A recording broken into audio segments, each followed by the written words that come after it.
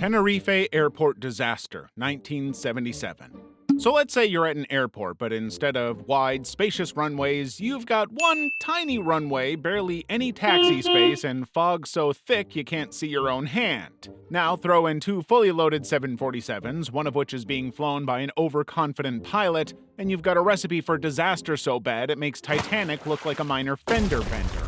Basically, if plane crashes had a leaderboard of disaster, the Tenerife airport disaster would sit at the top like a final boss. And this unfortunate disaster happened on March 27, 1977, when two of the biggest planes ever built, called Boeing 747s, ended up on the same fog-covered runway at Tenerife North Airport. Apparently, neither of these planes was supposed to be in Tenerife. They were both headed to Las Palmas, another airport in the Canary Islands. But thanks to a terrorist bombing, because, the 70s were wild, air traffic got rerouted, and suddenly a tiny airport meant for small planes had a traffic jam of jumbo jets. Then, as if that wasn't bad enough, the weather that day was really bad. The fog was so thick and the air traffic control had no ground radar, meaning they had no clue where the planes were except through radio calls. Both the KLM and Pan Am crews were speaking English with thick Dutch and American accents. The air traffic controllers spoke Spanglish with a heavy Spanish accent, so let's just say the confusion levels were over 9,000!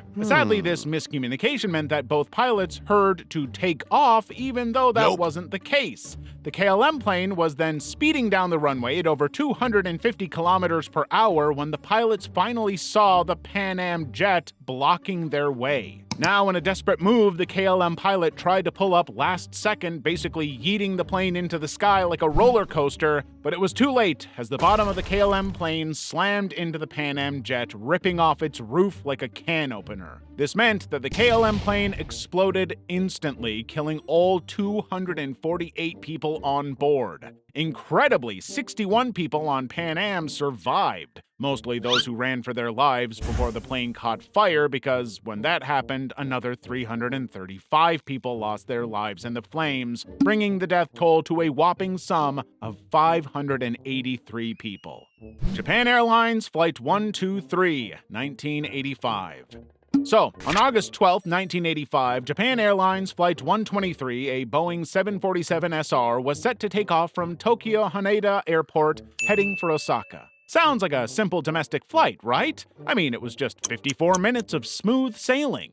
Apparently, 7 years before the crash in 1978, this exact plane had a rough landing at Osaka Airport. The rear of the aircraft, which is the pressure bulkhead, took a serious hit. Now, this bulkhead is super important because it keeps the cabin pressurized at high altitudes. Think of it as the back wall of an airtight submarine, except in the sky where there's no water to drown in, just a whole lot of nothing to fall through. To be fair though, Boeing's engineers patched it up, but like a lazy group project, they did it wrong. Instead of using one solid repair plate, they used two smaller ones and only attached them with a single row of rivets instead of two.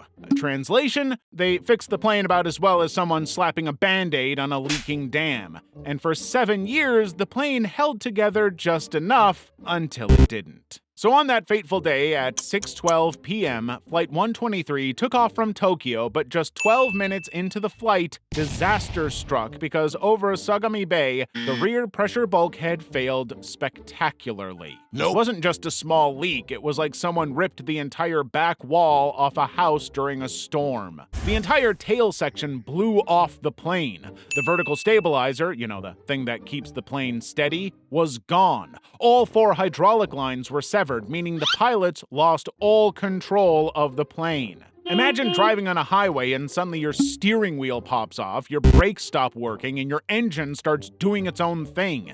That's exactly what happened, except at 24,000 feet and 500 miles per hour. And because fate wasn't done being cruel, the pilots had to deal with something called the Dutch roll, a wobbling side-to-side motion that made the plane swing like a drunk guy trying to walk straight. For 32 agonizing minutes, the pilots fought for control. They even nearly reached Nagoya Airport, but the plane just wouldn't cooperate. At one point, they even briefly stabilized it, but physics had other plans, and the plane went into a final deadly dive, heading straight for Mount Takamagahara. At 6:56 p.m., Japan Airlines Flight 123 slammed into the mountainside at 474 miles per hour. The impact was so violent that it flattened most of the aircraft. The explosion and fire could be seen for miles, and of the 524 people on board, 520 died instantly, making this the deadliest single air crash in history.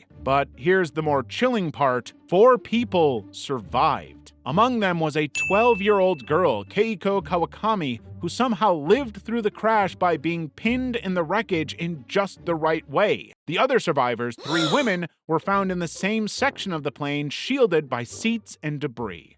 Charkhi Dadri mid-air collision, 1996.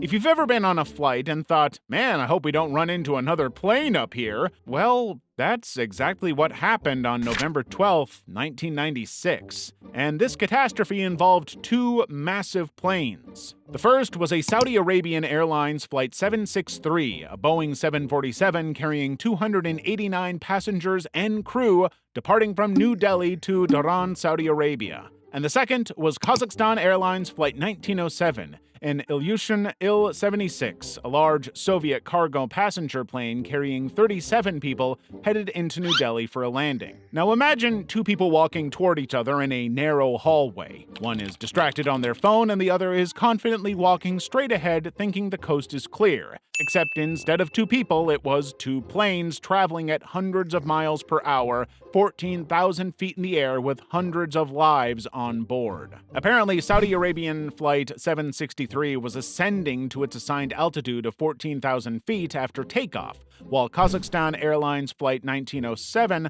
was descending into New Delhi at 15,000 feet. But instead of staying there, the pilots accidentally drifted down to 14,000 feet. And at 14,000 feet, the 2 planes slammed into each other. The tail of the Kazakh plane sliced right through the Saudi Boeing 747's wing and fuselage, essentially gutting it open like a fish. So the 747 immediately broke apart with debris and passengers falling from the sky. The Kazakhstan Airlines plane also spiraled out of control, breaking apart as it crashed, and both planes went down in flames, hitting the ground near the village of Charkhi Dadri in Haryana, India. In just 7 seconds, 349 people were dead. Turkish Airlines Flight 981, 1974. It was March 3, 1974, and Turkish Airlines Flight 981, a McDonnell Douglas DC-10, was set to fly from Istanbul to London with a stop in Paris. Pretty regular route, nothing serious, and, well, the plane was carrying 346 people, including passengers from a previously overbooked flight. Now, for those unaware, the DC-10 was basically the big muscular cousin of commercial jets at the time. So it was basically a wide-body aircraft built to haul tons of people and cargo. But little did the passengers know this plane had a dark secret, and it involved doors. Now, in any normal scenario, if you close a door, you'd expect it to latch and remain shut, right? Well, the DC-10's cargo doors were designed so badly that sometimes they looked locked but actually weren't. To make it worse, the cargo door latched outward instead of inward, meaning pressure could force it open. In fact, McDonnell Douglas knew about this issue because it had happened before, but instead of fixing it properly, they did the corporate equivalent of saying, we'll get to it later. That later never came for Flight 981. Because about 10 minutes after takeoff from Paris, cruising at 11,000 feet, the rear cargo door blew off completely, and in a horrifying rapid sequence, the air pressure inside the plane went decompressed instantly. The force was so strong that an entire row of passengers and seats were sucked out of the gaping hole. Yes, seats. Plus, with the cargo door missing, the floor of the plane ripped open, exposing the cargo hold. Oh, it gets worse because the collapse severed crucial control cables, meaning the pilots had about as much steering power as someone trying to drive a car with a snapped steering wheel. At this point, the plane was just a massive doomed metal tube plummeting toward Earth. The pilots, brave but powerless, tried desperately to regain control, but with the cables snapped like cheap earphone wires, they had no choice. So, at 490 miles per hour, the plane barreled nose first into the Ermenonville forest near Paris, instantly killing all 346 people on board. It was the deadliest plane crash ever at the time, and remains one of the worst non-terrorist aviation disasters in history. Saudia Flight 163, 1980. Of all the plane crash stories you'd ever hear, the Saudia Flight 163 is hands down one of the most infuriating, mind-boggling, and tragically avoidable disasters in aviation history. I mean, this wasn't a crash, it wasn't a terrorist attack, and it wasn't even bad weather. The plane actually landed safely, and then 301 people died anyway because of a series of mistakes so dumb they make a horror movie character's decision to split up look like pure genius. So basically, on August 19, 1980, Saudia Flight 163, a Lockheed L-1011 TriStar, took off from Karachi, Pakistan, heading towards Jeddah, Saudi Arabia, with a stopover in Riyadh. Everything was going fine until about 7 minutes after takeoff from Riyadh. That's when the pilots got the first hint that their flight was in trouble. At first, it was just a small warning light on the dashboard, but soon, thick black smoke started seeping into the passenger cabin from the cargo hold. People could smell it, and flight attendants began running up and down the aisle trying to figure out what was happening. So the pilots made a U-turn and headed back to Riyadh Airport for an emergency landing. Now, the landing itself was flawless, smooth as butter, zero crash damage. The engines were still fully functional, and the pilots even taxied off the runway like nothing was wrong. In fact, fire trucks and ambulances were literally right there ready to rescue everyone. Yet not a single person made it out alive. All because the crew never opened the doors. Let me repeat that. The plane landed, stopped, sat there for 3 minutes, and nobody opened the freaking doors. So while the plane was just chilling on the tarmac, the fire in the cargo hold was getting worse and worse, and eventually, the fire finally broke through the cabin and the entire plane exploded into flames like a marshmallow left too long in a campfire. By the time firefighters finally cut through the fuselage, all 301 people were dead. Not from burns itself, but actually from smoke inhalation. The bodies were found still in their seats, meaning that in their final moments, the passengers must have been desperately waiting for someone, anyone, to open a door. American Airlines Flight 191, 1979. Imagine getting on a flight from Chicago to Los Angeles expecting sunshine, palm trees, and maybe a run-in with a B-list celebrity, only for the plane to decide it doesn't want to be a plane anymore within seconds of takeoff. Unfortunately, on May 25, 1979, the passengers on board Flight 191 were about to have a very tragic accident. The disaster struck about 30 seconds after takeoff. 30 seconds, guys. Apparently, the entire left engine just yeeted itself off the wing like it had somewhere better to be. And as that happened, it ripped out crucial hydraulic lines, meaning the pilots suddenly had zero control over key systems. The aircraft tilted left like it had just seen something shocking, then flipped over entirely. So instead of flying to LA, Flight 191 nosedived into an open field just outside the airport. Spoiler alert, that field was not a good landing spot. The plane crashed at over 200 miles per hour, creating an explosion so big people thought a bomb had gone off. It hit a trailer park and a repair shop, causing 273 deaths. That's everyone on board plus 2 people on the ground. Witnesses describe seeing a fireball rolling down the runway, which is not something you ever want to hear about a plane unless it's a Fast and Furious stunt. The saddest part about this was that this tragic accident could have been completely avoided if the maintenance crew had simply followed McDonnell Douglas's slow and careful engine removal process instead of playing hard and fast with the rules. However, it's safe to say that this catastrophe changed aviation forever because the FAA, NTSB, and basically everyone in aviation had a long, hard meeting about what the heck just happened. New rules were immediately introduced for engine maintenance, and airlines started double-checking for cracks instead of waiting for the engines to detach mid-air. It was also the final nail in the coffin for the DC-10, as it was already in hot water after previous crashes. Korean Airlines Flight 007, 1983.